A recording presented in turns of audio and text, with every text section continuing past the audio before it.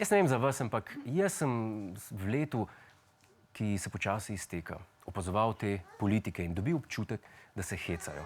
Ker da je v ozadju neka nam neznana sila, ki sicer pametne ljudi vodi v to, da govorijo popolne neumnosti. A ne da? Ali je kaj na tem preverja naš korespondent Jan Krojcar?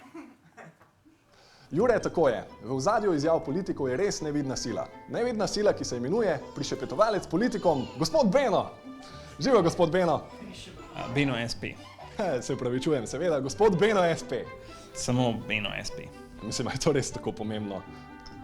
Ja, je zaradi davčne, sem raj malo bolj natančen pri teh zadevah. Da se ne bo zgodilo isto, kar se prejšnjič. Ok, Andrej, super nama gre, zdaj pa pusti, da Petan malo govori. Tu bi se moral sekirati, kurve državi davke plačevati. Jaz ali ti? Joj, ti davki, ej. To je res glupo plačevati. Jaz. Škoda, to je glupo. Ne, nisi mislil, da ti to rečeš. Aha, razumem. Zelo nerodna reč. Predvidevam, da z gospodom Vizjakom ne sodelujete več. Ne, zato pa prav, da so bile lepljenke pa take neumnosti. Ker vi, predvidevam, neumnosti ne govorite. Ne, jaz se pravzaprav potrudim, da moje stranke izpadajo kar se da inteligentne. Odkot črpate te primerjave, te verbalne bravure, a se to že vnaprej pripravite, ali to vam sproti nekak šine v glavo? Veljam za enega bolj načitanih ljudi sploh. Mislim, da ne pretiravam, če rečem, veljam za enega bolj načitanih ljudi. Jaz vam lahko... Kje je načitani v državnem zboru ali Ne, nasploh. Aha, razumem. Potem takem predvidevam, da prišepetujete tudi tekste gospodu Šarcu, ne? Bi si mislil, ja, ampak ne, to si on vse sam spomene. Vse sam? Wow.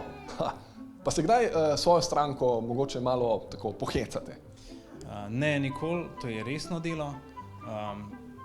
No, okej, enkrat sem naredil eno foro, ja, se res.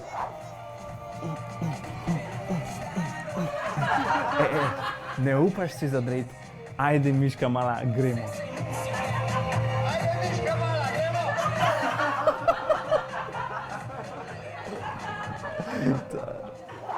Ej, tip je nor, okej. Če mu rekel, naj se vrže po štengah dol. Bi se verjetno ulegel na ograjo in naredil enega selfija.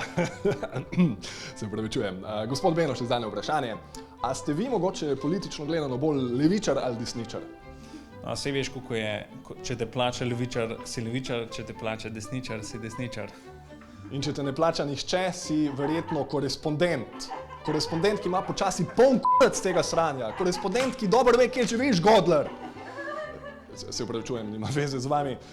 Nazaj k tebi, Jure. Mogoče k tebi domov, ko boš najmanj pričakoval. Hvala, Jan. Upam, da bo z njim vse v redu. Z mano bo, ker sem se preselil. Hej, to je naš YouTube kanal. Klikni na ta gumb in se naroči, da boš na tekočem. Polajkaj pa nas tudi na Facebooku in na Twitterju.